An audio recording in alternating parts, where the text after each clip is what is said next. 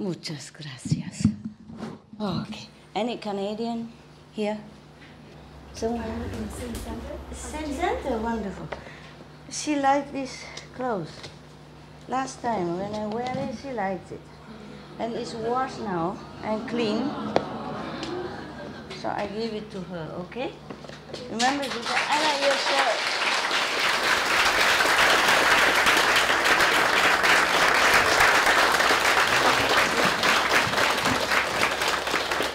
Where is the big Buddha? Because yesterday you were all yellow, so today I thought I'd compete with you and then you become all green. I cannot run after you all the time with color. Yesterday also one person said she liked my robe and it's gone. So, thank you, Master. Yeah, it's okay, it's okay. You are the one? Okay. But don't always copy them, okay, huh? Then I'll have nothing to wear anymore. It's not only that, but I'm not here to give you clothes. You are not homeless, okay? Just sometimes when natural, spontaneous is okay, yeah? But otherwise, even if I like to give everything, there's no time to arrange all that, you know? And also, sometimes I invite somebody for food, you know, or the monks I offer. But I cannot do this all day to all of you, even though I would like to. Please don't mind, okay? Otherwise, I will have no time to see you, no time to meditate, no time for many other things. I'm breathless. Yeah. Good, but I just ate my breakfast, so I'm very strong now. I wish I don't have to eat. I save sometimes also. Okay, now we go to heaven and hell, checking the Buddhas. Huh? Yeah. You like story, huh? I love story. Yeah, I love stories. It's so easy, simple to understand the principles of things. When you just read the story, it's more lively. It's more like exemplary, right? If I always tell you, keep the precept. Don't kill, don't steal, don't lie. I say, okay, Master, okay. What's the big deal? I don't know why. But all this true story from the Buddhas, you know, we feel refreshed and re-inspired, you know, re-encouraged. And so we feel happier to keep the precepts because we understand why. And we read the story, it's so interesting and, you know, so easy to remember, yeah? Oh, when we remember all these people, then we remember why they go to hell, yeah? Why they gone to heaven, why they became Buddha, why they became Bodhisattvas, and what for the Buddhas are there, saints, yeah, what for enlightened masters are there, what for, etc., then we remember better, yes. So I like very much. So, you know, because recently I had more time to meditate, and I had only a couple of books similar like this, Buddhist story in my mountain. And I read it, and I thought, wow, I wish I could read it to all the people, to you, at least to you. And then, so I came here, I have more. I have more here. And if you stay here, I will continue to entertain you.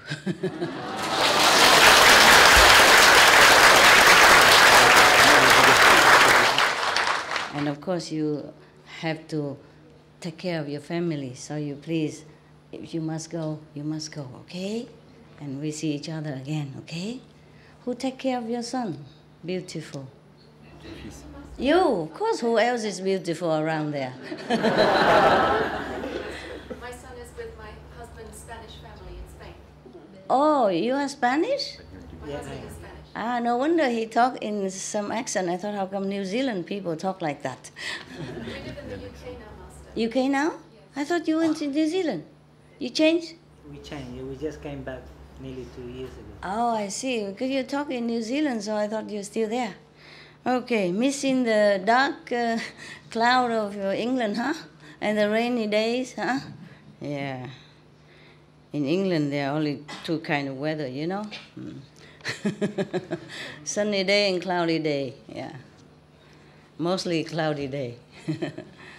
Yeah, but people, they live in England and they just like it, I don't know.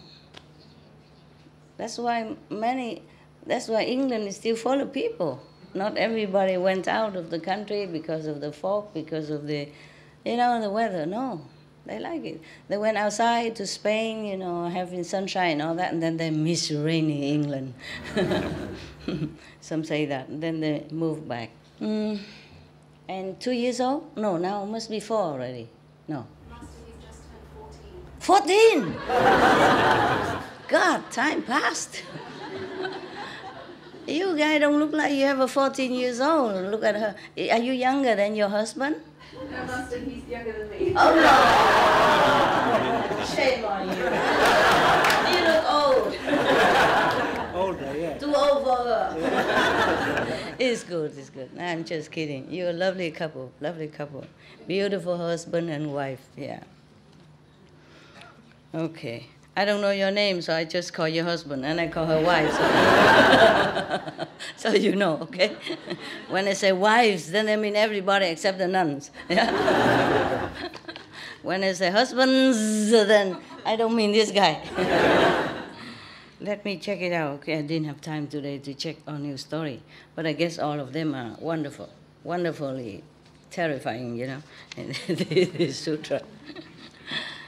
Okay, now I just want to tell you, just want to remind you, because all this story and the merit that you acquire when you take care of the Buddha's stupas, or you offer to the living Buddhas or the past Buddhas or the Sangha, all this is for the ordinary people, okay?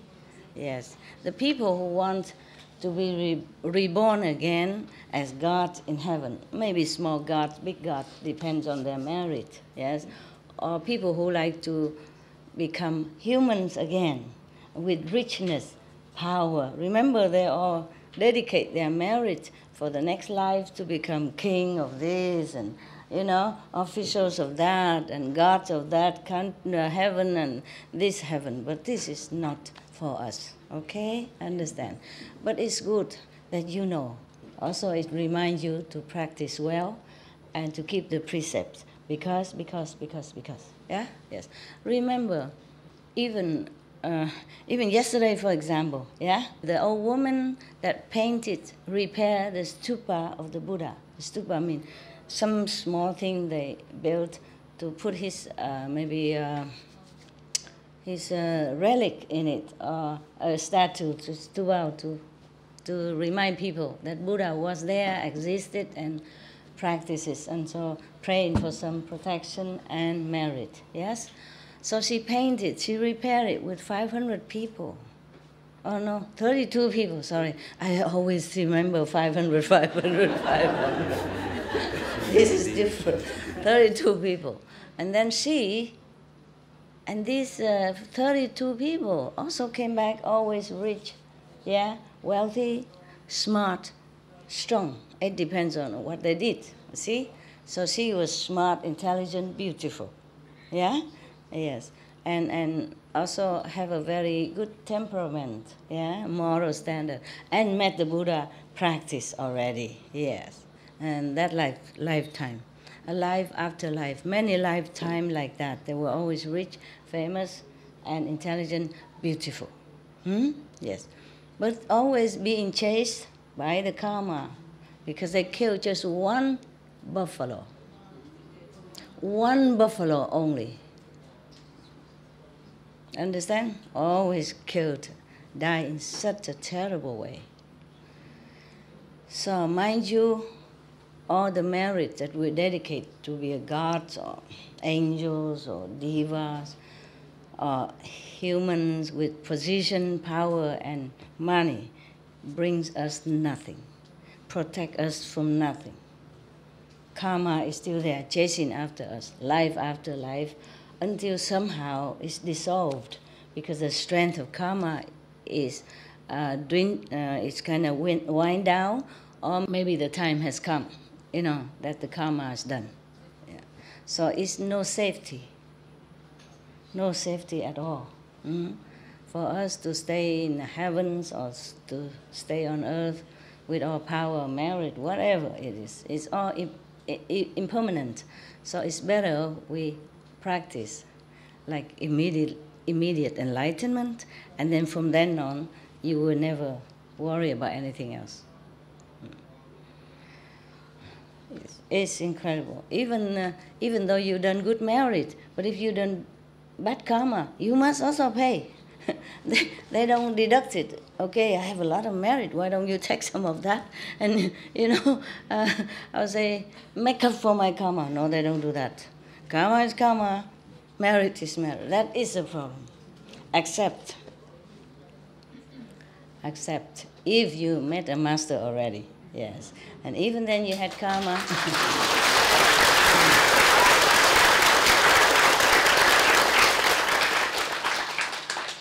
Even then you had karma, you still first go heaven. Yeah, because of the master will take you up, even non-initiate.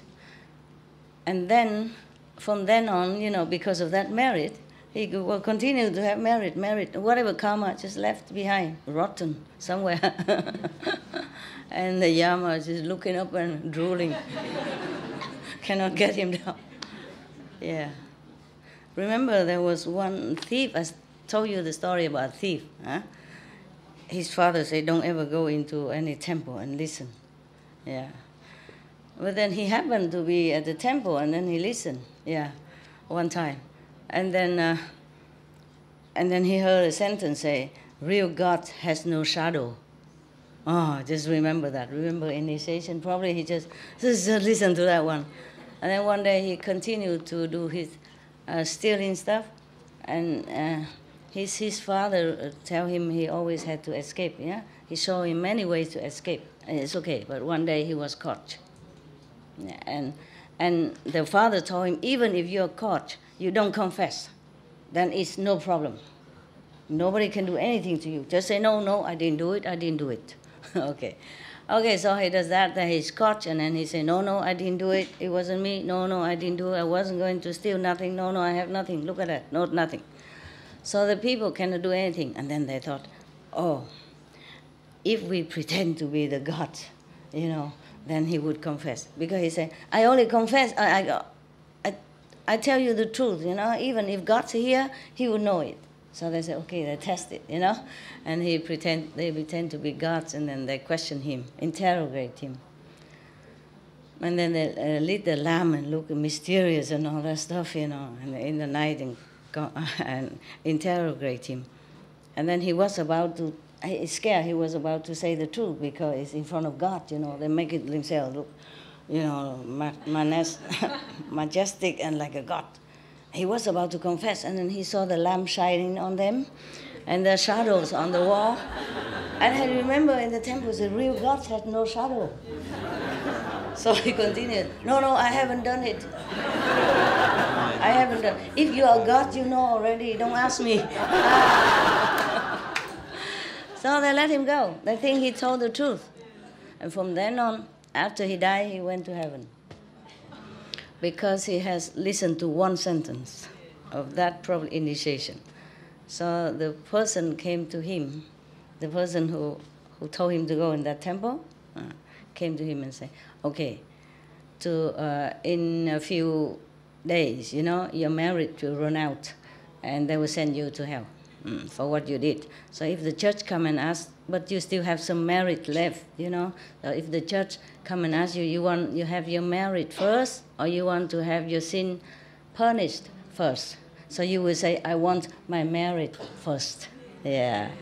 And then after he still continued to stay or go higher heaven, then that master continued teaching him, and then he has more merit, and who cares about the sin anymore?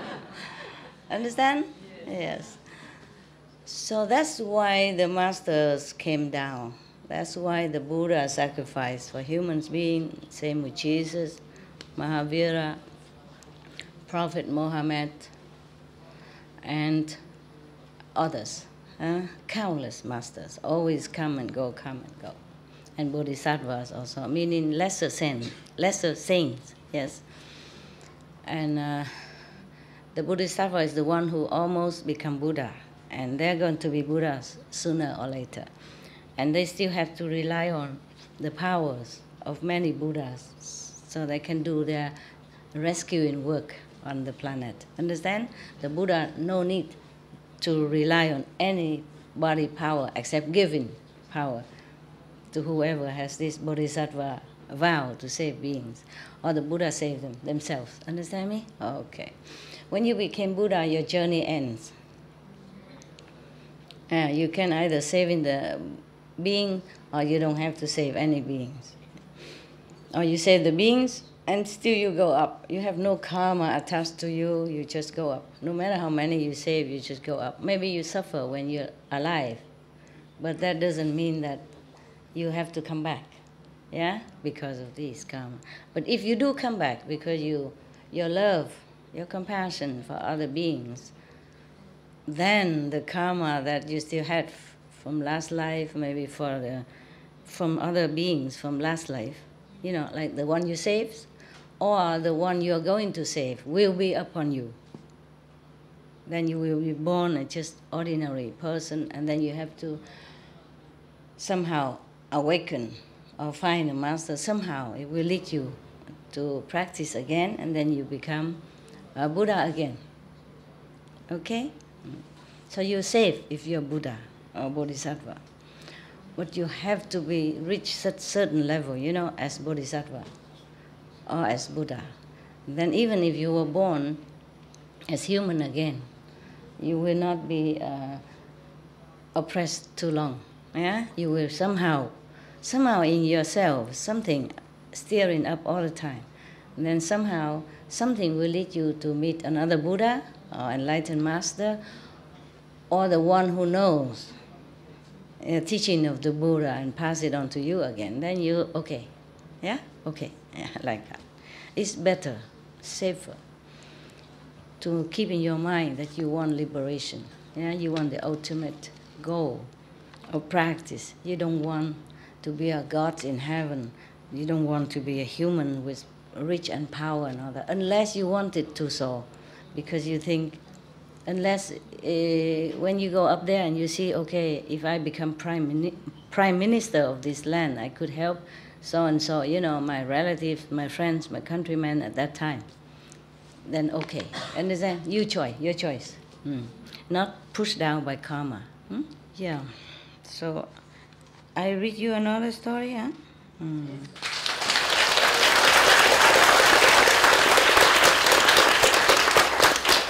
Because if I read you the 10 grounds, it would take forever. This one is printed both sides of the page, so that means it's about this much, double of this. You probably have to become a monk and stay forever.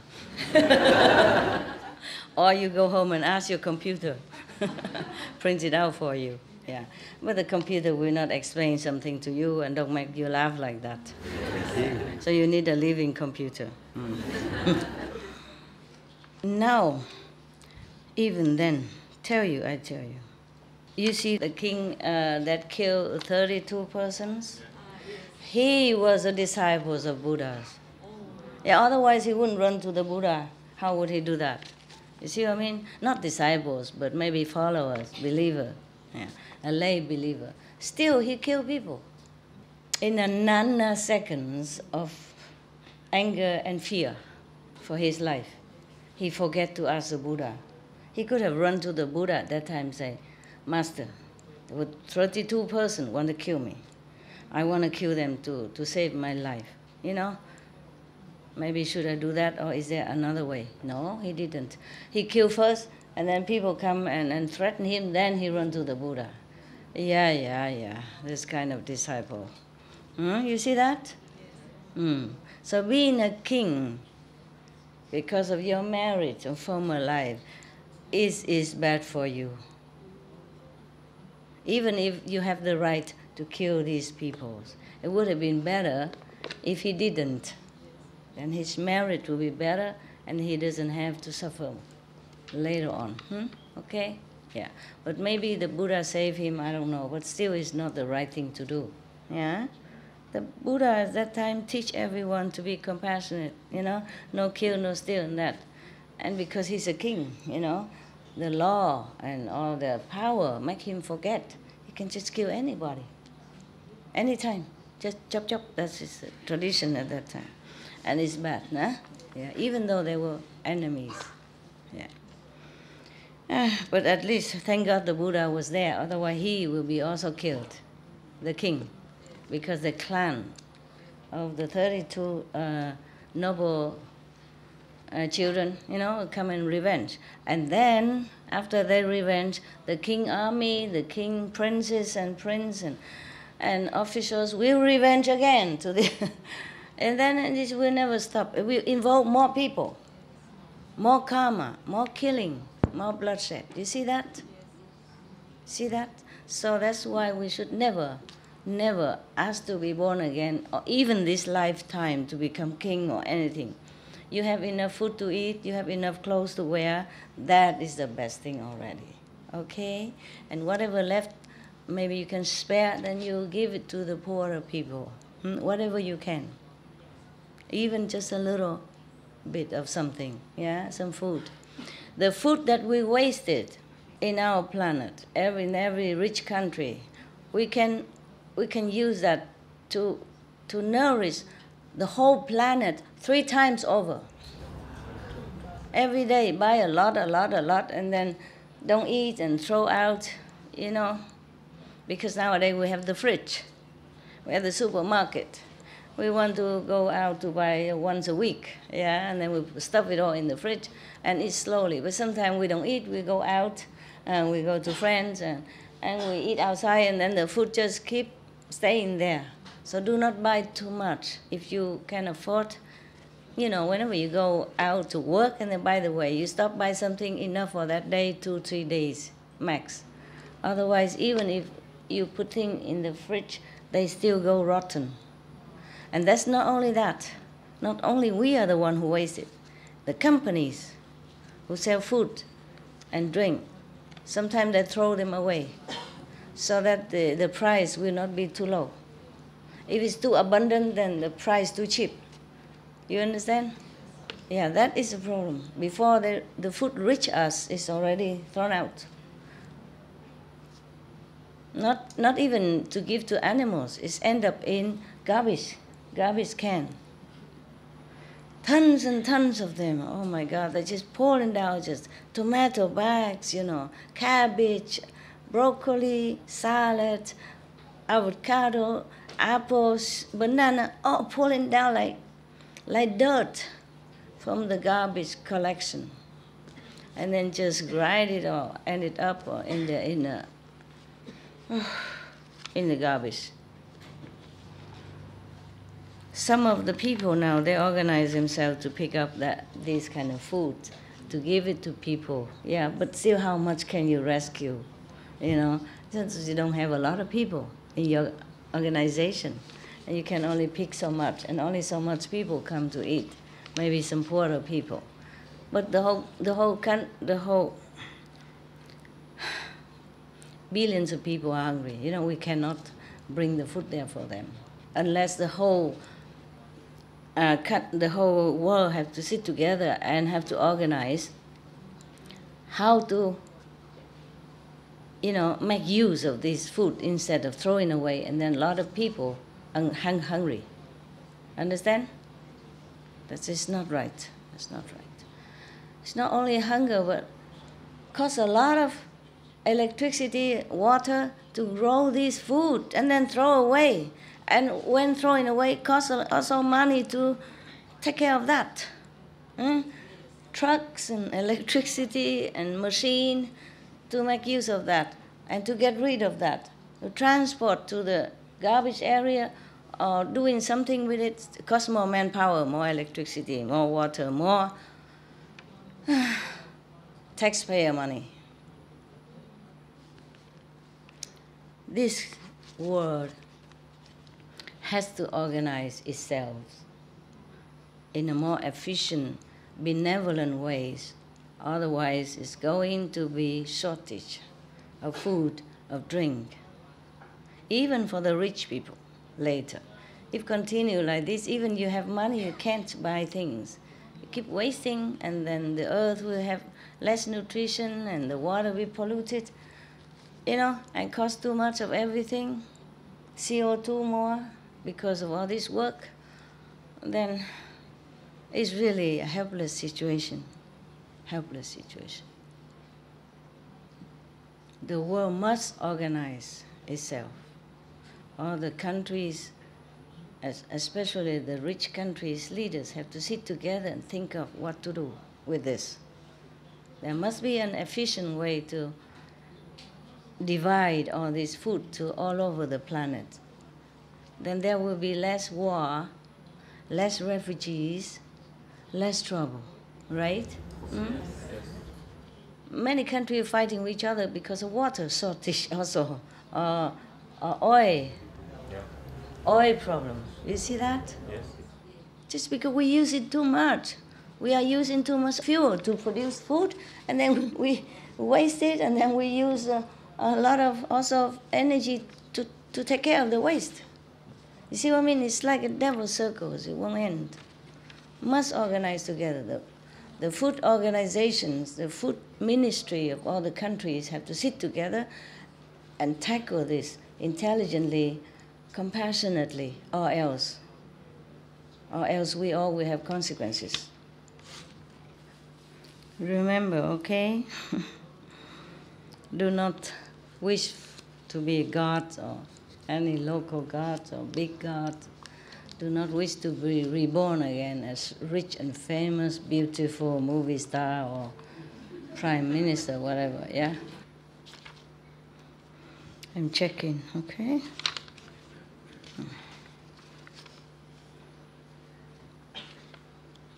What kind of king, huh?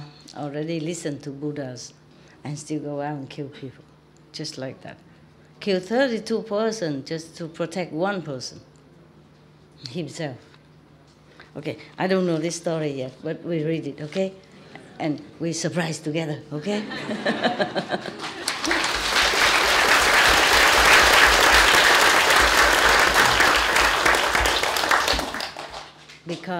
Because I didn't finish the whole book, okay? You see how much I read already, before that, to check out which one is better. Some I read, but I didn't read to you because it's too much, yeah? So these several stories, the last I did not read. I have to tell you the truth. So if something bad, we just erase the tape, yeah. And say, sorry. It's really such a blessing to have a small hut. And then now that I move all the theater phenomena down there, and the makeup and everything, it's all there, It's all simple. I don't have to walk a lot. I don't have to look where is this, where is that, waste a lot of time.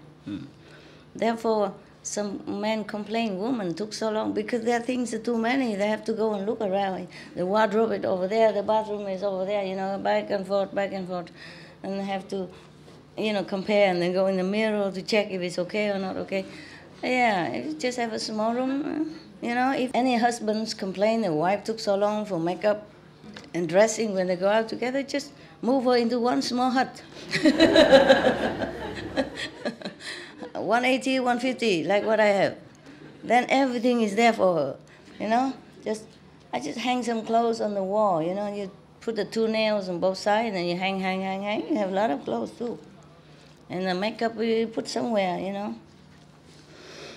And then she will finish in no time. Yeah, don't complain, just do it. Just say, okay, this is good for you, darling, You have everything here. If you have a garden, build a hut there and put everything of hers there, okay? And then you don't have to wait too long. Because the husband always says, darling, you finished yet? He's waiting in the car, patiently, In 2 minutes.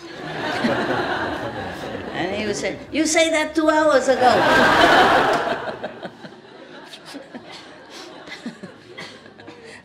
Huh?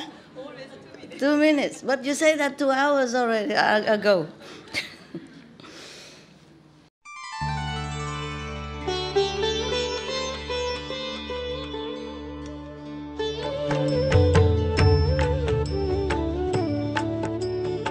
According to Buddhism and the believer and the tradition, when you read sutra and all that, you have to put on incense, flower, and bow to the sutra first and thank all the Buddhas and Bodhisattvas in 10 directions, all respectfully, before you read it, okay? And then you cover the sutra also with silk, beautiful cloth, and I just make it more popular. Yeah, more easy, simple.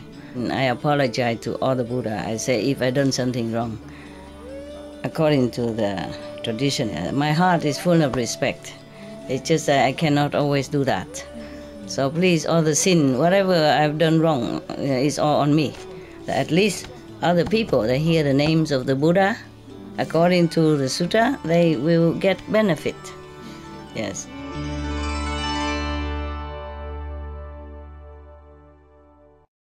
Okay, this story about somebody named Dai Thi in Vietnamese translation. He's the one who tried to empty the ocean. First, I have heard true story from Anand and Buddha. At one time, the Buddha in the country called La Duyệt Kỳ, in the mountain Linh Tu. Probably that's the mountain of these, the one who eat the dead corpse, I forgot. The bird that eat... Vulture. The vulture mountain. Yeah. Oh my God, the Buddha. They stay everywhere. Probably just a name, but the vulture will not be all over the mountain, no? Probably staying outside his ashram, waiting for... waiting for some leftover food or garbage.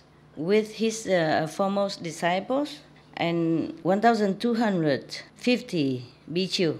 This time it's not 500. Yeah, it's 1,250 bhikkhu. Exact. At that time, the Buddha he want to have an attendant.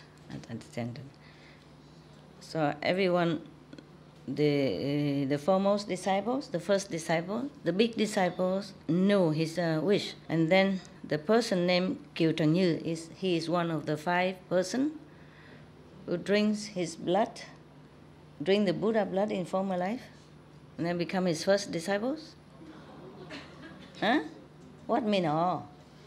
Oh, the Buddha gave it. There were Dracula, there were vampire at that time. And because Buddha was a king, remember, in that country, and he taught all his citizens to keep the 10 good precepts. Therefore, all the angels protecting all the citizens in that country. So these vampires could never find anyone to catch and to eat or drink blood. So then he came and complained to the king. He said, you have compassion for all the people, but you forget us. We have nothing to eat. We are dying now. Etc. Remember the story? No, you were not there. Okay, so he cut his vein to five holes to let them drink the blood. And then he say, you must change your way. You must be more compassionate, loving. You cannot eat people because people are the top of the creation. Change your way. So in the future, if I became Buddha, I will rescue 5 of you first. So, said and done. Yeah. So now, one of these 5 persons have met the Buddha and became the first disciples, and also become a monk, 5 monks under him. And at that time, in this vulture mountain, the Buddha just need a disciple, an attendant. Perhaps Anand was ill or something at that time, or maybe he's not there. So the Kiều Trần Như, one of the 5 first disciple, come out and kneel in front of the Buddha and said to him, obeisance to the world-honored one. I vow to be your attendant all my life and serve you faithfully, humbly. Please be merciful and accept that, so that I have your blessing. They're just saying that, but that doesn't really mean that they want to do that to get blessing, just humbly. The Buddha say, but you are very old now. I don't have the heart to make you serve in me. So he went out. I wouldn't dare to take him as an attendant either. What if what if the old habit come back and he wants to drink my blood again? He's not vegetarian, is it? Not anymore. After you become a monk, you cannot drink human blood anymore. But what if you remember the past life, Yeah, some people will still, the habit die hard, Many thousand years, you don't even forget. So, okay, Kieu Trần Như left, bowed to the Buddha and left. And then Mahakashipa, and then Sariputra, and then Maudalagayana, yeah. And under 500 big monks, come out one by one, to want to be his attendant, but he refused them all. Yeah. It's not easy, It's not easy. Everybody wants to be the Buddha attendant, but you have to be able also, no? Not just I love you, and then that's done. It's not that.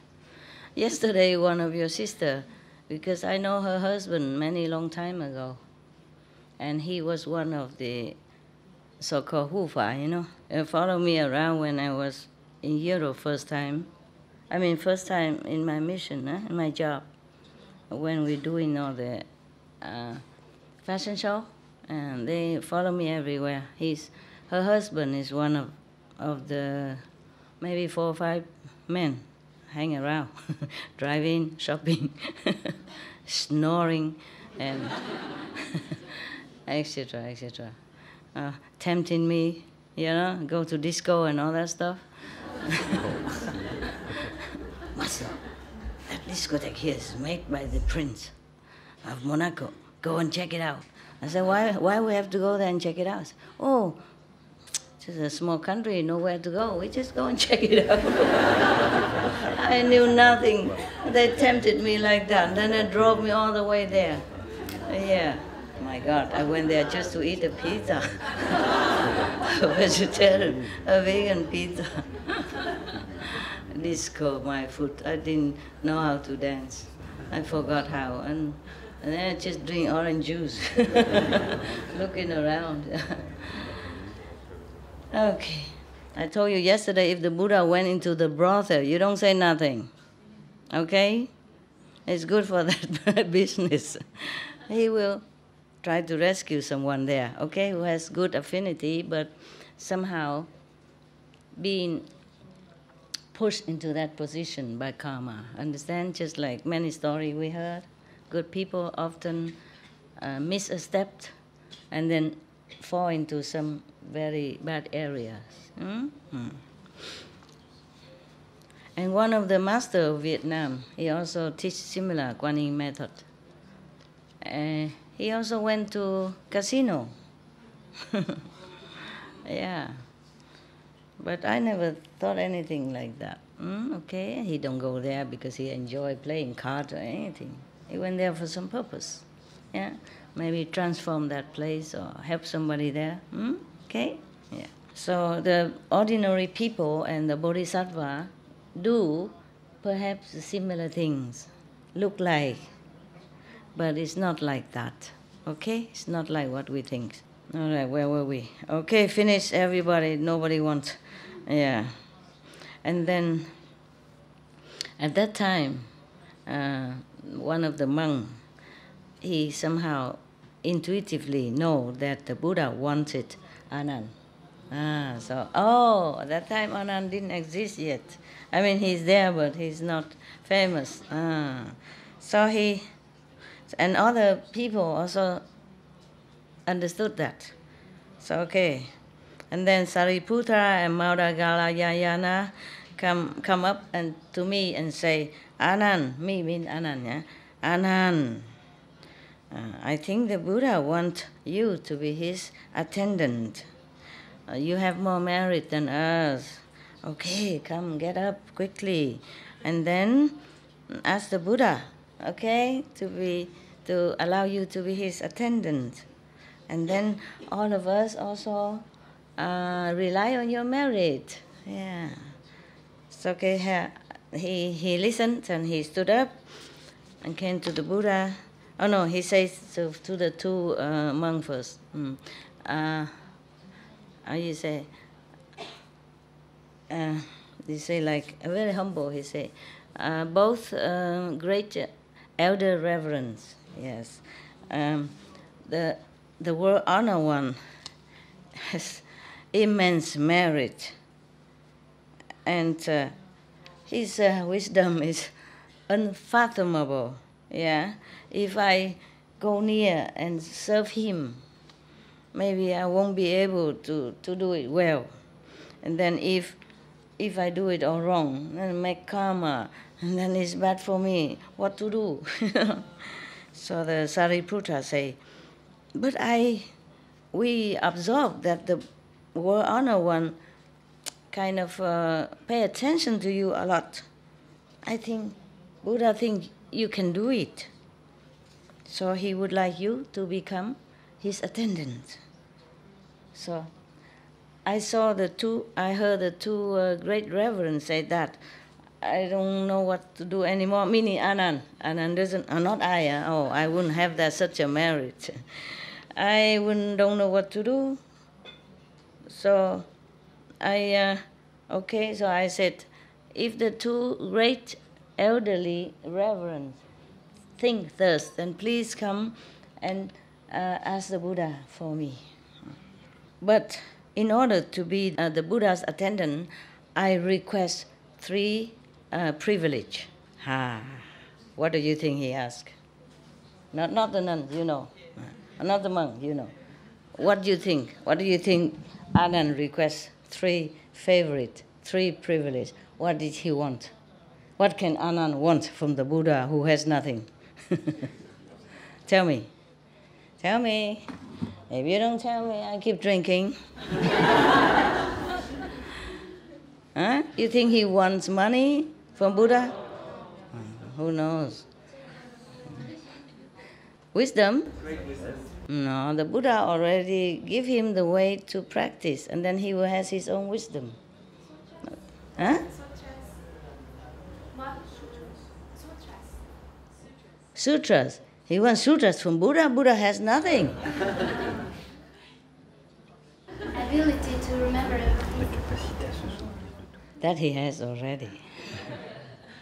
Good, but it's good that you know. Maybe. Yeah. Stability. What else? To serve. To good serve ability? Good serving ability? No, to serve. Yeah. I want to serve you. But he's going to do it. It's not okay. Serve with the good ability? Yeah, maybe, okay. Enlightenment. He already gave him. Secret teaching. He want Buddha's secret teaching. Ta-ta-ta.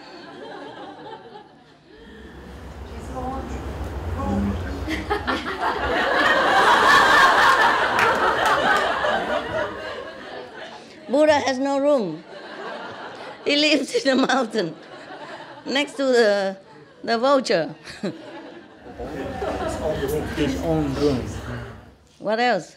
Immortality. You want Buddha to have a successor? Yes. To take a successor first. Okay, understand. Okay. He's saying that he wants the Buddha to pick a successor first. And then after that, maybe use a successor or maybe use Anand together. Yeah, is right? Okay, good. What else? Immortality, the golden Buddha is immortality. Immortality. He wants Buddha immortality or him or Anand immortality? L'immortalité du Bouddha ou de De l'Ananda. I don't know. Ananda is. Ananda want to have immortality. Right. Okay. Because when the Buddha asked for immortality, Anand just zip, say nothing. That's why Buddha died. Okay, good. Anything else? To help cut the ego? Help cut the ego? Oh, that Buddha cannot do. You gotta do it yourself. The more you help, the more you get angry at the Buddha. Then you might live. It's not easy to help anyone to cut the ego. They will hate you. Sincere heart. What else? Sincere heart. Sincere. When Buddha sincere heart? Anand wants sincere heart. Anand want the Buddha help him to have a sincere heart. Is he not sincere ever? Oh man. All right. Typing machine. Typing machine. Recording machine.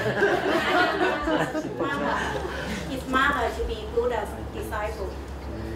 Anand wants his mother. Anand wants Buddha's mother to to accept the mother. accept the mother. No, that's another time. That's long after he was attendant already when he asked. To be always his number one disciple.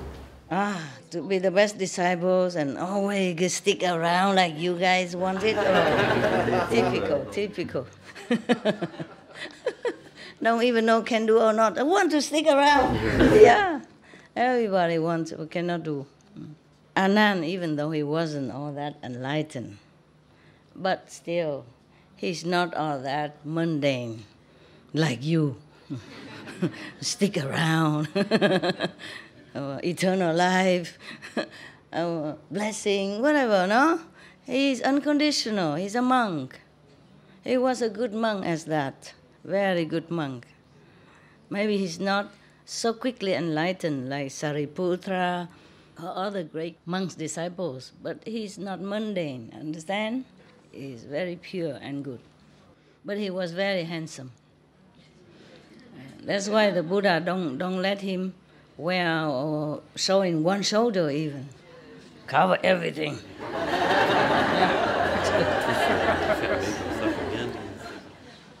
Yeah, as I told you already, huh? Even one shoulder. No wonder the men are, tighten them up here, I feel sorry for the men, apart from having to shave every day, that we don't have to. They have to wear, tight or butterfly and tuxedo or whatever. I don't know why. Maybe the Buddha knows. Yeah, we have things to hide and they cut the V shape all the way down here. Why bother cutting that? Huh? Why don't just open it up? Because the V shape too deep. Whenever you bend down, all your treasure is just exposed. I mean, that's why we have to hide. Men have nothing, all flat and plain, Do you have anything in there?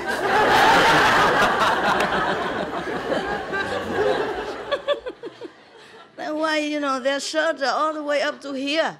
I mean, even T-shirt is very covered, I want that kind of T-shirt. I can never find it. And then one day I saw one of the male monks working in water electricity. I said, where did you get this T-shirt?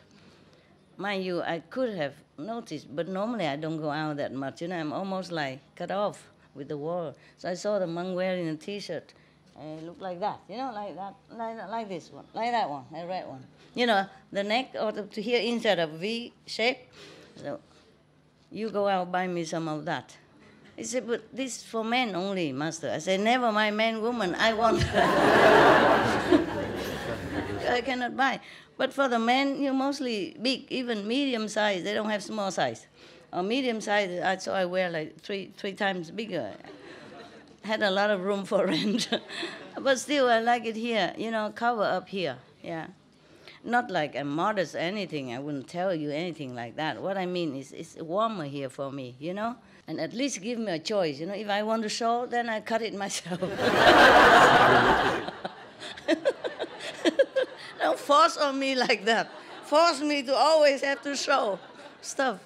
I like to do things voluntarily. I don't like to be forced. So I have some of that, and they go out and bought me out the whole shop. And they say, that's all you got? Only 6? He said, that's all they have, Master. Everything else is bigger. And other color with, I love you, baby, and all this printed in the front. You know what I mean?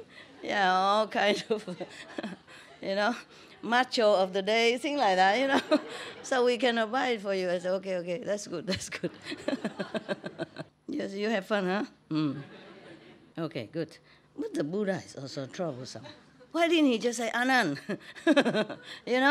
you be my attendant?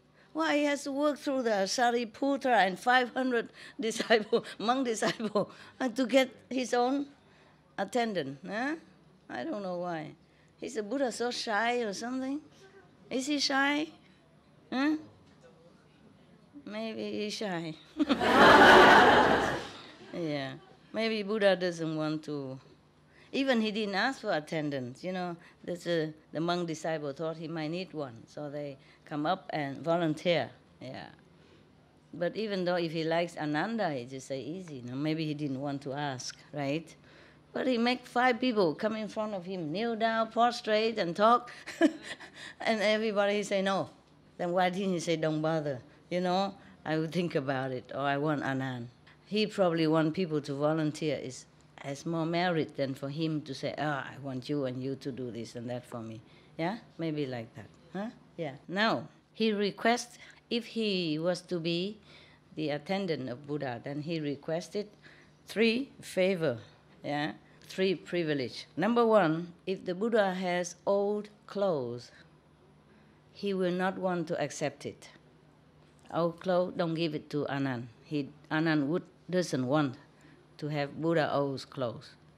What do you think? He want new stuff? Yeah. Yeah? Stupid. What kind of a monk who just want new stuff? Never mind, maybe he does, who knows? Let's check it out why, okay? Number 2, whatever the Buddha ate left over, do not give it to me. You want to eat the new food only? Want new clothes? Huh? And new food. Has not become attendant yet already so picky, you think? You think he's like that? Yes or no? No? Why he just don't want the old clothes from Buddha, I don't want the leftover food from Buddha? Okay. Number 3 is meaning that depends on the season and the time. Only he himself will take care for the Buddha.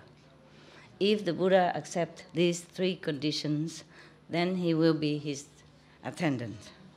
So the 2 great disciples, monks, came up and tell all that to the Buddha. Then the Buddha explained like this. Anand, why he doesn't want to wear my old clothes? Because he was wise, thinking ahead in the future. He worried that other disciples get jealous of him. Because even though the Buddha's old clothes is offered by kings and officials and rich people, so the clothes are very expensive, beautiful. Even though a monk's clothes, but good material, good quality, good sewing. Yeah. Okay. So therefore, he worried that other people think that because of greedy for beautiful materials and clothes from the Buddha, therefore he wanted to become an attendant. So he tried to avoid that. That's why he asked that Buddha old garment will not be given to him. Okay? And then the second, why he doesn't want to eat the same food left over from the Buddha. Yes. Because he worried that other disciples thinking, even though it's a leftover food from the Buddha's bowl, but there's still hundreds of precious, rare nutrition. Yeah. It's very difficult to find on this planet.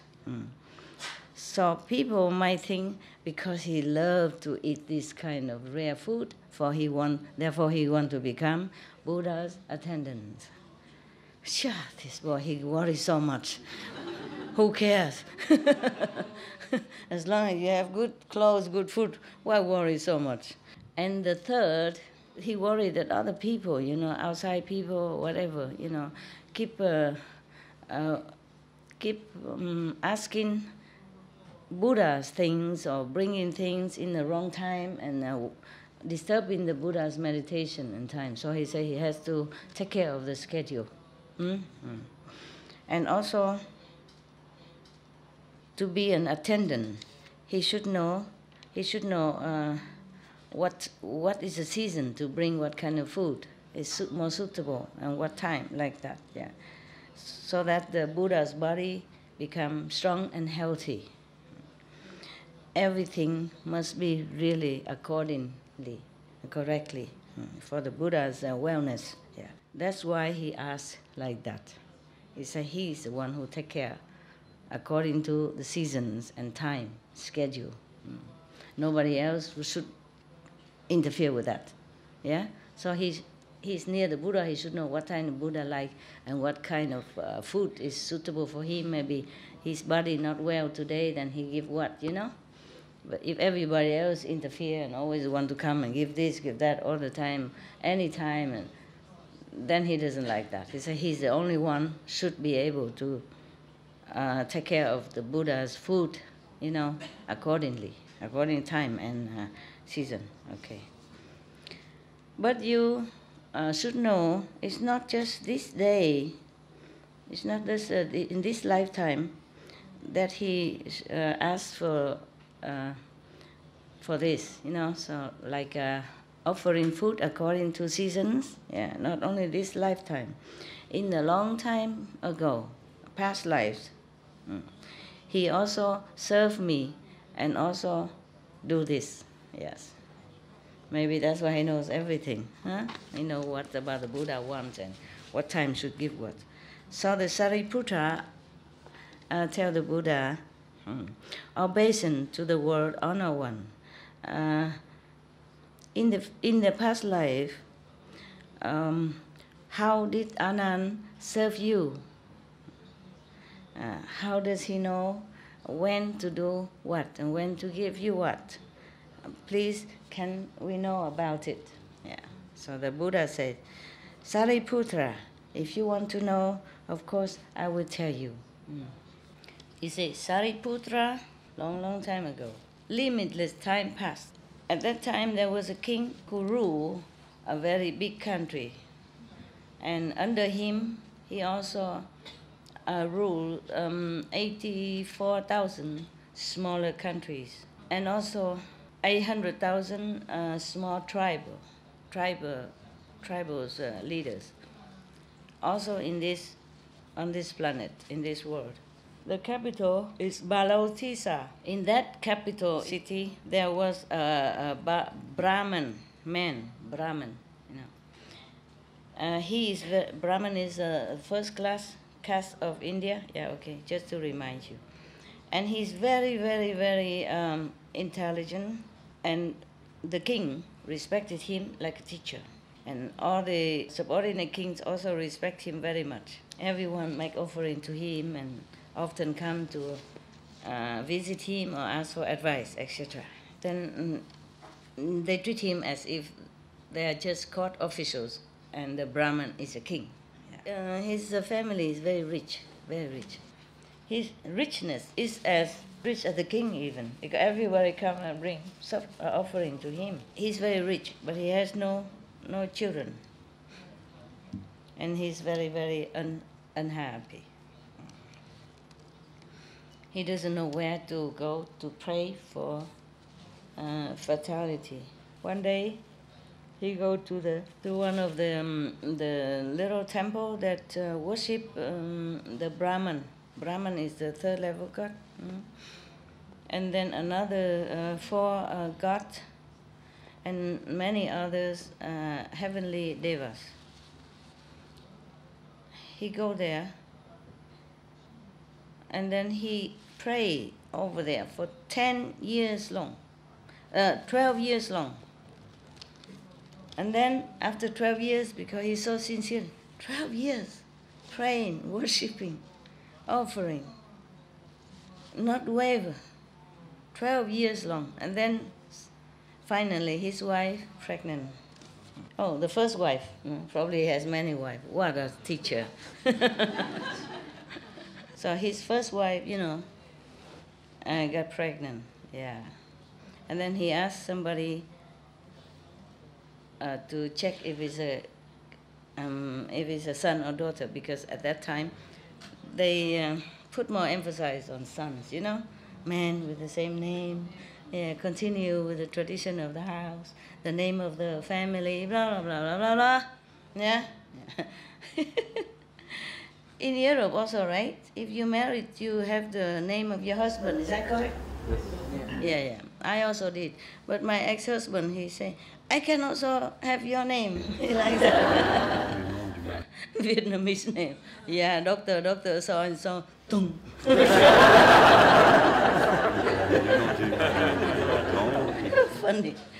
Funny guy. It's okay. He said he wants to have my name. I said, no, it's okay. We continue the European tradition, yeah? But he don't mind. Can you imagine, like Dr. Maria, Joseph, Jesus, Tung?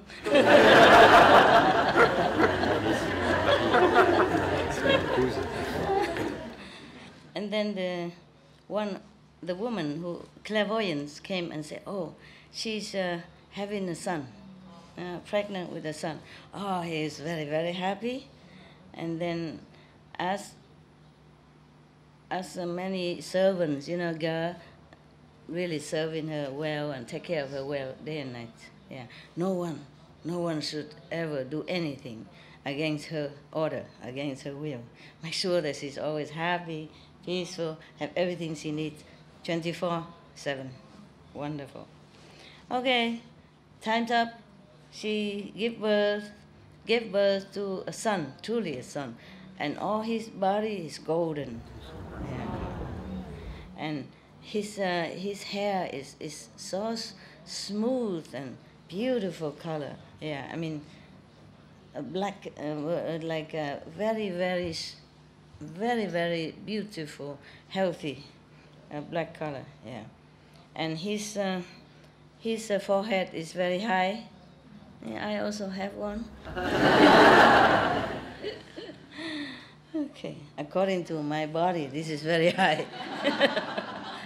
Proportion of my body is too high.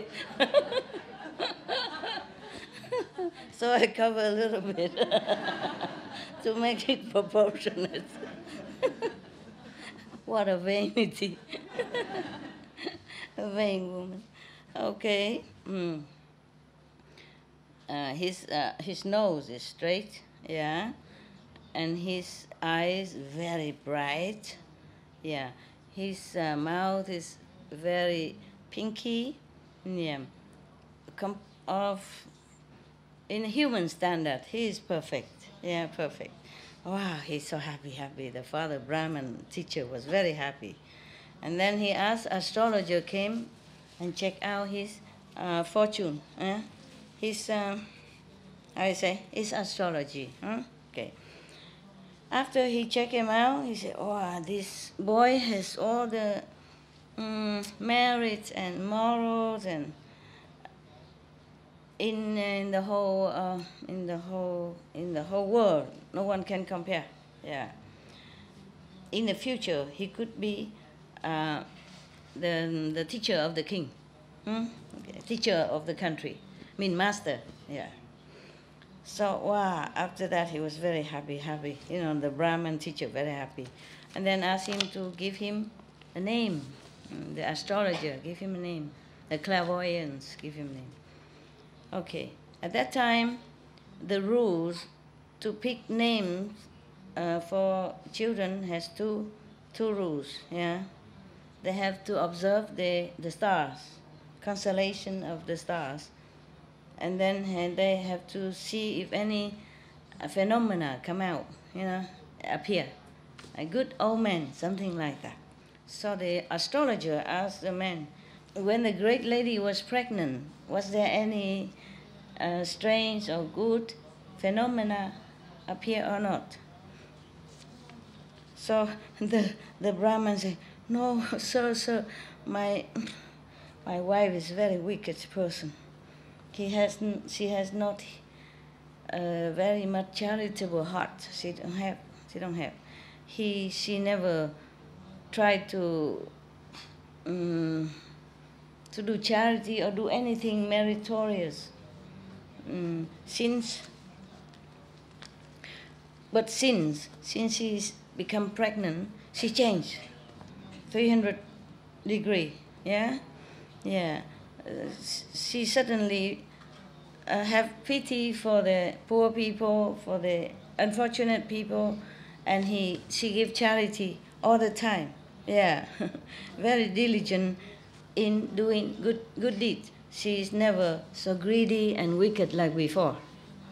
Oh, so the astrologer very happy, saying, that is because the the power of the fetus inside the sun that is making her like that. Yeah. So therefore, I give her the name Great Charity, something like that. Yes. Mahasakatha means great charity. When this boy grew up, both her parents, of course, love him very much and really, really appreciate him. So they built a very big palace for him. Yeah. They build palace for him depends on the weather. Huh? One for, one for winter, yeah, one for summer, and one for spring and autumn. Wow, wouldn't you like to be the son of that family, huh? Not only powerful, but rich. And so good taken care like that, yeah. Nowadays, we don't have to build 3 separate ones, right? Just put aircon and heater. Huh? Yeah? And even in winter, we can have greenhouse, yeah? Plant flowers in there. Yeah, no problem. Nowadays, we're so smart. And then he ordered many of beautiful women, girls taking care of him day and night and entertain him, amusing him, okay, maybe dancing, singing, whatever, yeah? Okay, huh? This boy is very, very diligent and he loved to study. And he also very intelligent already. So he learned everything by heart so quickly, yeah. Everything, all the knowledge in the world, he studied them all and he learned so fast.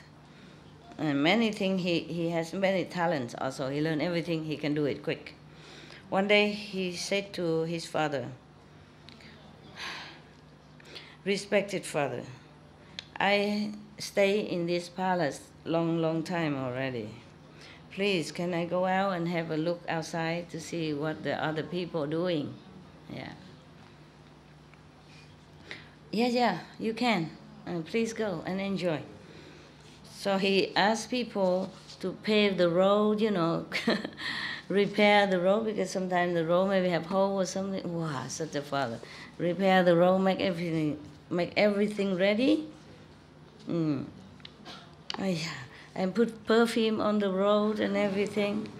And then put flags on both sides and put banners and all that. And then he take out one big white elephant covered with beautiful brocade blanket and seats, and cover and decorate with all precious clothes and jewels, and then even put this chiming bell and all that. So whenever he riding, he go cling clang, and then he order those musicians and singer, all that, accompanying him with music all the way. What a journey! Yeah, and then the musician go in the front with all kind of music instrument, you know, in front, and then the elephant go after. And then after the elephant, thousands of people with elephants and horses, you know, going, you know, accompany him behind. Musician in front, thousands of people behind. Probably servants and food, you know, kitchen staff and caravan, you know, with aircon, refrigerator, yeah, deep freeze, all kind of stuff. Yeah. Otherwise, what for 1,000 people behind there? With so many transport. And the road is very flat and convenient already, and then weather is fine, yeah. And then the sun even shining down with 5 colors. He looks like a wheel steering king from heaven. The whole country, you know, or nearby city come out and look. Yeah. Everybody was so fixed on him and the whole entourage with admiration. And nobody want to take away their eyes from that, from him and from the whole entourage. And they all praise like this. Wow, so rare, so rare. So majestic, yeah. So dignity, so dignified. Look like a Brahman king from heaven. Yeah. And then suddenly appear somewhere a bunch of beggars, you know, tattered clothes, smelly, dirty. It's a contrast. And then they have no shoes, nothing, and walking, you know, even humping and limping, come out, and then their bow were broken and everything like that, you know, nothing good. Come out and ask for food. And the great charity asks, why are all of you suffer so much? Why are you in suffering like this? And they say, sir, we have no family, we have no parents, no brother, sister, no wife, no children. We are very poor. We have nowhere to live. We're homeless, beggars. And then the other one of the beggars say, I'm sick all the time. I have no way to work, to earn money. Yeah, I have no way to survive. And the other one say, oh, my family met the unfortunate circumstance, so we became bankrupt. And many debtor came, so I cannot pay. I'm pushed out of my house. So I have to hide, run away from them, and then begging on the street for surviving. Yeah, what a great, great contrast. Yeah, the father did everything to make him look like a king on earth, and he come out and making the worst, meeting them the worst. So after the great charity man heard them saying like that, he felt so sorry for them. And then he continued his journey. Probably he gave them some food. Didn't say, yeah. Probably he gave. And then they continued the journey. After a while, he saw a group of people killing and preparing animals for meat to sell. So the great charity asked, hey, what are you doing? Why are you killing the animals? He said, so my ancestor, they're doing this job, and then we just inherited, we continue the tradition of our family. We don't know any other job to do. If we cannot do this, then we die of hunger. We cannot earn money by any other means. So great charity felt also very pain in his heart for the animals. I don't know, maybe he eat them every day. He didn't know they are going to be killed like that. You know, eating and seeing is different. Eating the meat, yeah, and seeing people chop them like that is a different. In a while, when they continue their journey, and then he saw many people plowing the field, the farmer, yeah. And then all the worms coming out, and then because they're plowing, and all the worms and the for the crickets, yeah, come out, and then the frog come after them and eat them up. Yeah, all the animal eat them up.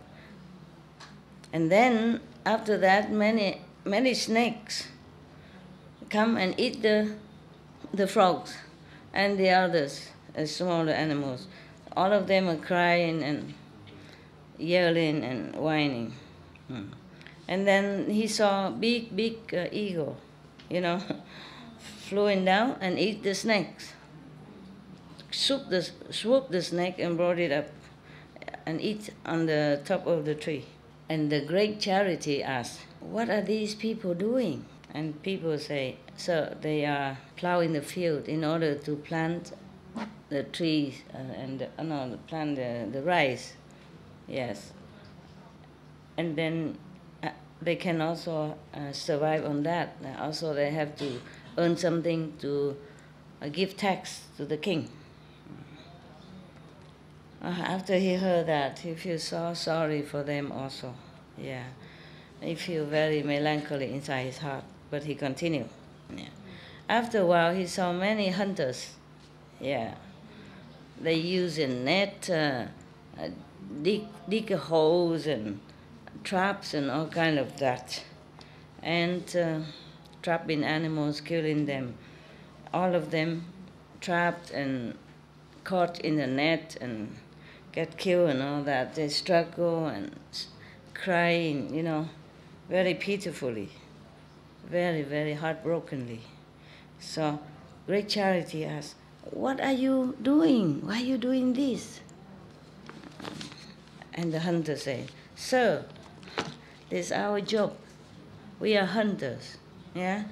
If we don't do this, then we cannot do anything else to survive." And the men feel sorry also both for the hunters and the animals. And they continue. For a while longer, they came to a big river. Many boats are there, and people, the fisher, you know, they spread out the net, catching all the fishes. When they catch up, they are grasping for breath and air and, you know, jumping and struggling. And so very, very, very, very heartbrokenly. So the great charity asked, "What are you doing? Why are you, harming these fish?" She says, "Sir, from my ancestor until now, we just doing this all the time. We have no other job. If we don't do this, then we can't do anything else." This they're trained in that. Oh, so he also feels sadder and sorrowful. And he was thinking to himself, all the citizens in my country, because of not enough clothes to wear, not enough food to eat, so they have to do all this terrible karma, by killing other beings. And if they die, they will have to go to hell, or hungry ghosts, or animals themselves. How pitiful, how pitiful. Yeah. From ignorance and dark corner, they are going to fall down to even darker and darker area. How pitiful, how pitiful. And then the great charity tell all of them, tell the retinue, the entourage, "Okay, all of you, take me home. I want to rest. I don't want to go any more further." Since he saw all that, he saw everyone so ignorant and doing such a terrible karma, he became very sad. Since then, he's never smiled again. And then he was thinking how to help all beings, so that they have everything, not just physical contentment, but also spiritual and mental and everything. Yeah. And then he came up to his father and said, "Respected father, just now I went out into the suburb area, in the rural areas, and I saw that our citizens, because of survival, doing many things that is karmically heavy, also, labor for food and clothes, and then killing many other beings because of their own life or survival. Even cheating, killing, and harming each other. After they die, definitely they will fall into the three evil paths, yeah? Remember what is that? What is the evil paths? The three. Hungry ghost. Yeah, hell. Hungry ghost. An animal. And animals, yeah, bad animals, yes. Not just good animals. Or maybe normal animal, good animal. Depends, huh? Depends on the karma. So I feel very, very sorry for them. Please, can you give me one of our store, of food, so that I can go and give it to them, to the poor people? Yes, it's up to you. My wealth is yours. Yes, if you want to go and give to them, I'm happy too. Okay, after that, he went out and posted everywhere. He said, all the country people, anyone who are poor, has not enough food to eat, not enough clothes to wear, come here to my house. You take as much as you need, okay? All right. So everyone heard that. Everybody come, the people who are poor, sick, lonely, no one take care, everyone come there. Many people came from far away, as hundreds of miles away, yeah, or even more, yeah. People come from 3,000 miles here even. I don't know how they do that. No car. They probably take time, huh? The one who is healthy carry the weak and sick. They help each other. Yeah. The one who have eyes, take care, take the blind.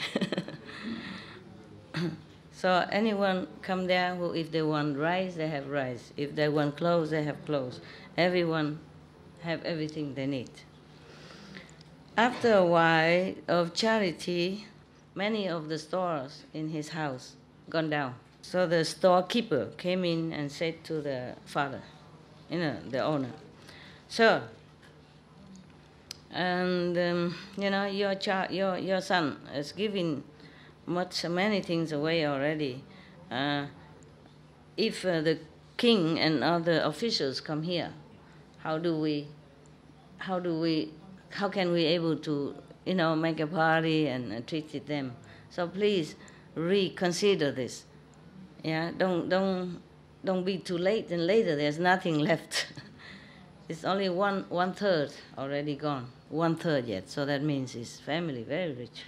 1/3 is gone, and 2/3 still there. So, but the father think rather empty all the storerooms, but not to make my son unhappy. Don't you wish to have such a father? Yeah. Okay. And then after a while, all the storage is less, 2/3 less, gone. Yes. So the storekeeper come again to the father and say, "Sir, 2/3 of all our storage is gone already. If you don't stop this charitable work, then even we have nothing to eat." So the father thought, I love my son too much. I don't want to make him unhappy, but maybe we can think of something to let all the people, the beggars, come in less, half of it, then maybe we still have something to use. Okay, so the storekeeper hear that, he locked all the store, went somewhere else. Because the store is locked and the storekeeper is not there, so all the begging people go direct to the great charity boy. And then he took them to the storeroom, and the storekeeper is not there, no keys. And then he asked somebody to go and look for him a long, long time. And then we found him, and then he came back and opened the store. But he doesn't give a lot. Okay. And then the great charity thought to himself, the stopping of charity, it cannot be directly from the storekeeper. He won't dare do that. It must be my father. Yeah. But because I'm the son, I also don't dare to oppose my father. Also, a son should not empty, should not exhaust the wealth of the family. Even then, in the storeroom, there's not much anymore also. So what can I do now so that I can continue to give to the citizens so that they're happy and contented? Then I would feel happy myself. And then the great charity asks everybody, in this world, what kind of profession that earn a lot of money, earn the most money? What kind of profession? Tell me. Huh? Jewelry? Not necessarily. Bankers. Lawyer? Technology? Apple? Selling Apple? Apple computer. Yeah, even selling apples, you can have a lot of money, huh? Bill Gates and all that, yeah? Right. What did you say? What else? Mining? Gold, mining gold. What else? Anybody else? Artist. Huh? Artist? No, not. Except you are Picasso, other artists. Huh? You mean movie stars? For example. Yeah, they are also artists. It depends on what artist, right? Huh? Engineers? Insurance companies. What? Insurance company? What? Assurance. Somebody say something behind there, I don't hear. No? Bankers. Oh, somebody told already. Okay. What do we do in Togo to earn lots of money? Assurance. Assurance. Insurance. Oh. So we are in the wrong field of job. How about Supreme Master Ching Hai job?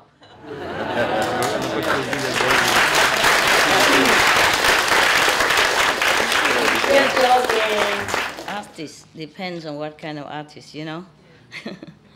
Some are very poor. Huh? Musicians and poets are poor. Remember the joke I told you? One man went to the doctor and said, "Doctor, I cannot, go to toilet. I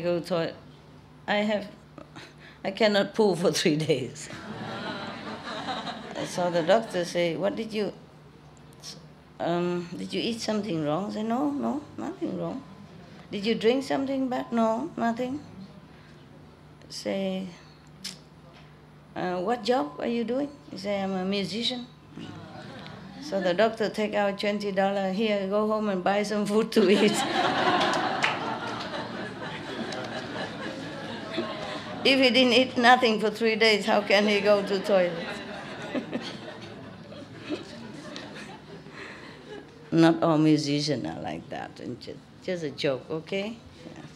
after he asked what kind of job that brings a lot of money, earn a lot of money, one of his workers say, "Sir, if you plant five kind of cereals, then we earn a lot of money." Yeah. And the other one say, "If you raise a lot of animals, you earn a lot of money." And the other one say, if you're not afraid of danger, and you can travel far away, then that will earn, and do like a merchant, buying, selling business, then you earn a lot of money. And the other one say, "Sir, all this above is useless. They don't bring you any success. If you want all the beings on this planet happy, then you should go deep into the sea and find those precious stones and pearls and all that. Then that's the best." Yeah. So the great charity say, plant trees, raise animals, go far to buy and sell. It's not much money. Okay, maybe go deep in the sea to find precious stones and pearls. That should be the best. Okay, precious stones and pearls are more expensive, right? And you don't have to do anything. Just go deep in there and find them. So, okay, I will go. I'll go and do that. And then he came up and said to his parents, "Beloved parents, please allow me to go into the sea to bring precious stones and all this gold and thing to come back and give it to the citizens." And both parents were so scared, saying, No, my son. Anyone who went to the deep sea for all this are the poor people. They are very poor people, have no way to survive. So they like if they stay home, they would die anyway. Therefore, they do this kind of thing. You are not so poor. Why you have to go to the deep sea to do this? And then you make us worry so much about your life. Okay, if you want to do charity, just go and take everything out from the store. Yeah, give them all out. We don't say anything. Because if you go into the sea, there are many accidents. Big wind, big waves, big fish, poisonous dragons, and ghosts and devils, demons, yeah? It's very difficult to escape. Please, why do you bring your precious life into such a detrimental, dangerous situation? Please don't go. Don't think nonsense anymore. And great charity was so sad. So sad.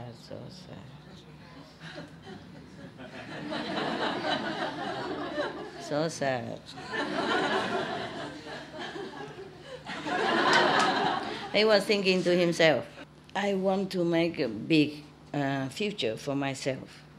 And then even I worry about my little life, then how can I make it? How can I make a big business?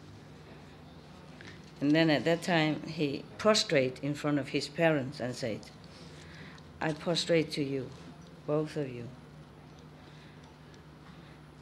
If you stop me from going to the sea, finding precious substance to bring back, to help our citizens, then I would just stay here.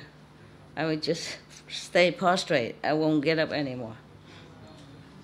Ultimatum. I want it. So used to get what he wants, nah? I guess. But this is not really a spoiled kid. He has a good heart, that's all. So after they heard the son say that, their heart, they get heartbroken, yeah. And they asked everybody else to to advise him, please don't go, it's very dangerous and far away, and many people go, not many people return.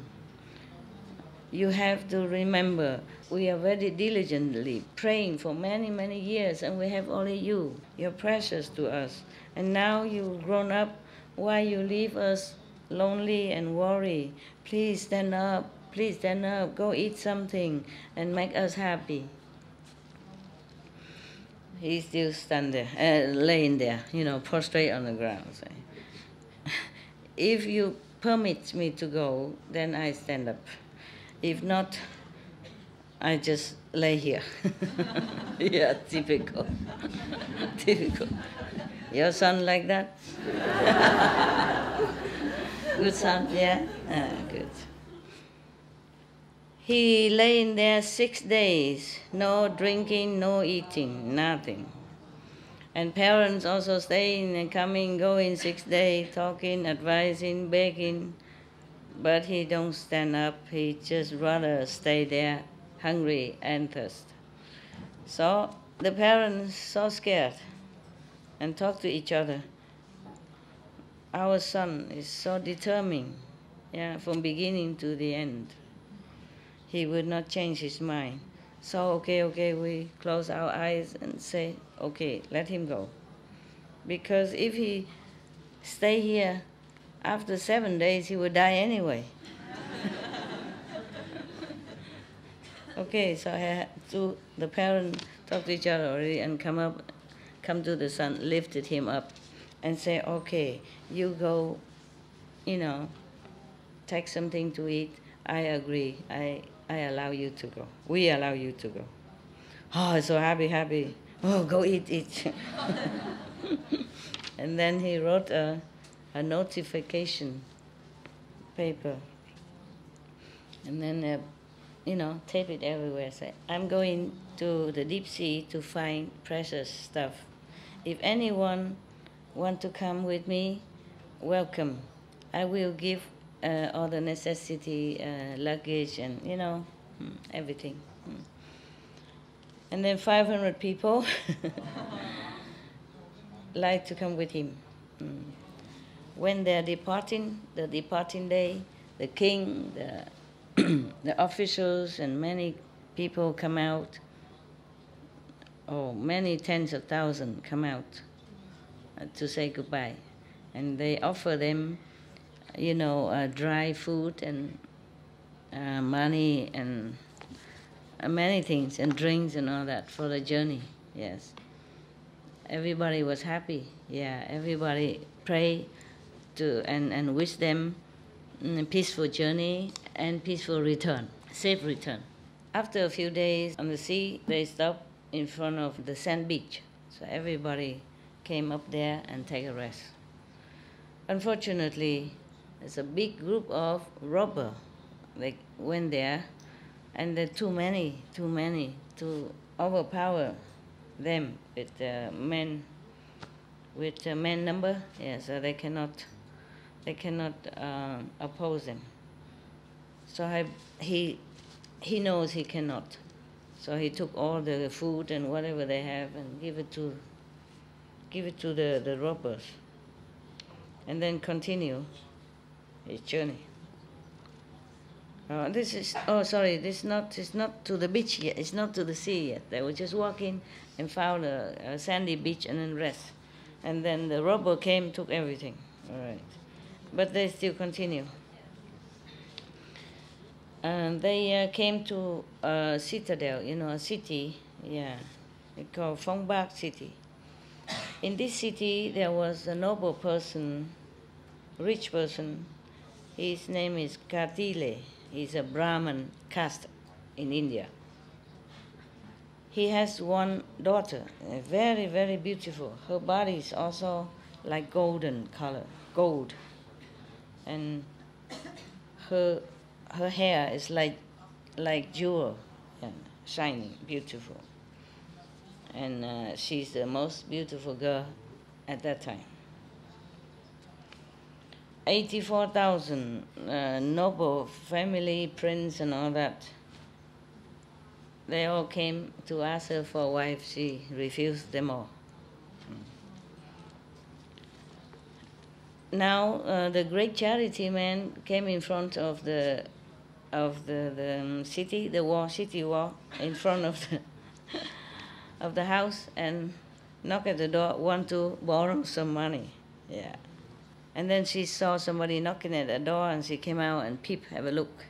So he came in, and she was suddenly very happy and touched in her heart.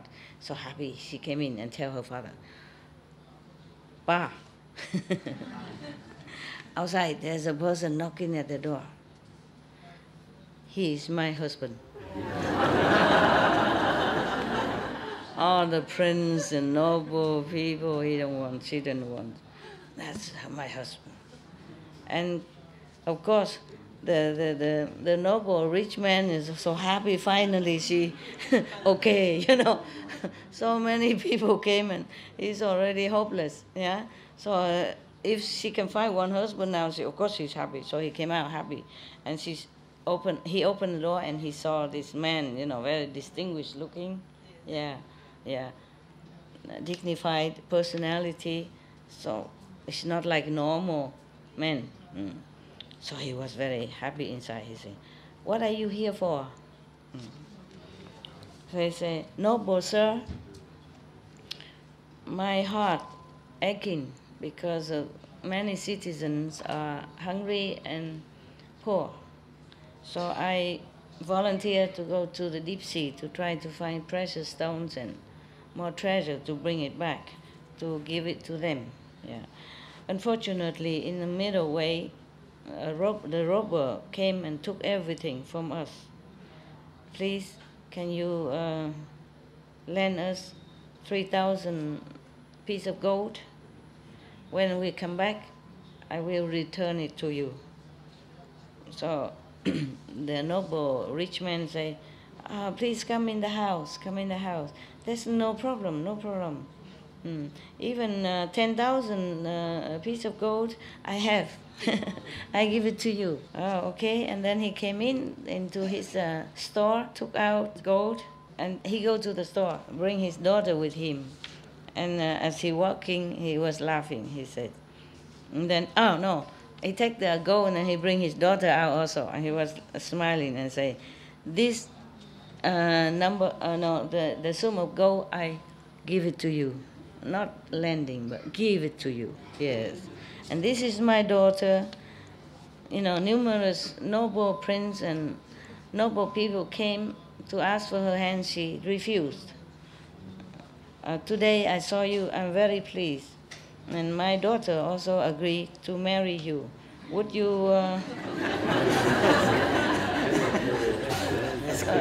would you okay?" "Tell me if you're okay, So great charity said, "Noble sir, at the moment I'm going out to the sea. It's more danger than luck. I don't even know if I come back or not come back, or when I come back. If I accept your proposal right now, if unfortunately I have accident or die or something happen to me, then I will not fulfill my promise. What to do?" Yeah. So the nobleman said, No. If you, when you come back and you're all perfect in one piece, then you can still accept my proposal. He said, "Okay, in that case, yes, I agree. Only when he come back perfect, then he will agree." "That's okay then. Good compromise, right? Good compromise." And then the nobleman give him 3,000 pieces of gold, and then many other necessity, food, clothing, blanket, extra, everything that he lost, he replenished them all. And of course, the young boy was very happy, and thank you, and then go.